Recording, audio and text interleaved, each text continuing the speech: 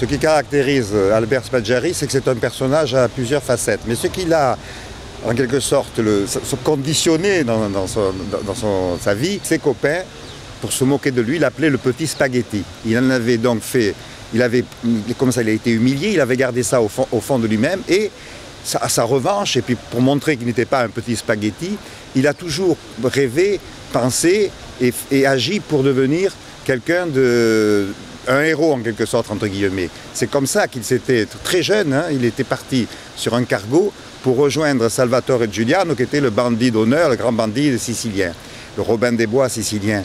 Pourquoi? Parce qu'il voulait vivre ce genre de truc. Et donc il y a eu le casse du siècle. J'étais déjà convoqué à la reconstitution. Dans les caves même de la Société Générale, à l'endroit où s'était produit le casse. Il est venu sympathiquement me dire bonjour, et il souriait, il rigolait. « Ah, c'est bien, c'est pas changé depuis, hein. On a laissé tout ce bordel là, oh, ça c'est pas bien. Hein. » Et cela a énervé monsieur le juge.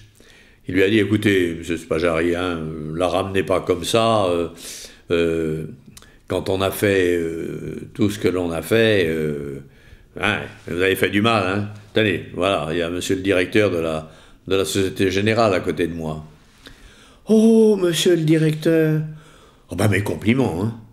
Elle est bien gardée, votre chambre des coffres, hein. Un mur de 2 mètres d'épaisseur, il nous a fallu 1 jour et demi pour le percer. Bah, bravo, hein. Tiens, écoutez, quand j'aurai du pognon, c'est là où je viendrai le mettre. » Et tout le monde a éclaté de rire, bien sûr, y compris le procureur Gévaudan et même monsieur Boisise et même monsieur le directeur de la Société Générale. C'était, quelque part, Albert Spaggiari. Il prend de la distance avec les événements, avec les gens, voilà. Et donc il ne se prend pas au sérieux, voilà. Tout en voulant devenir quelqu'un de connu, de réaliser quelque chose vraiment hors du commun. Se gaussait de tout, même y compris des avatars, de la mauvaise fortune et de la fatigue ou de la douleur, parce que quand on a combattu en Indochine, ben, on est comme ça. Finalement, c'était un garçon dans la vie courante. Moi, j'ai rencontré beaucoup de gens qui le connaissaient. C'était quelqu'un de sympathique, de généreux, de simple, de modeste finalement.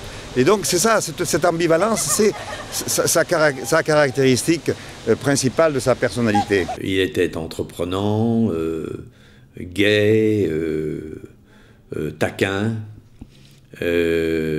généreux. Et puis, il était quand même assez fier d'apparaître comme le grand personnage de ce coup qui a défrayé la chronique dans le monde entier, quoi.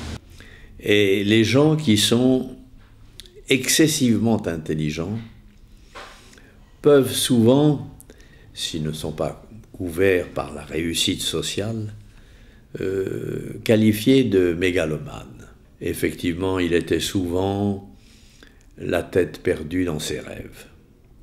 Et d'ailleurs, les livres qu'il a écrits, et notamment le journal d'une truffe, quand on le lit complètement, on se dit « mais le mec il délire là, hein », voilà.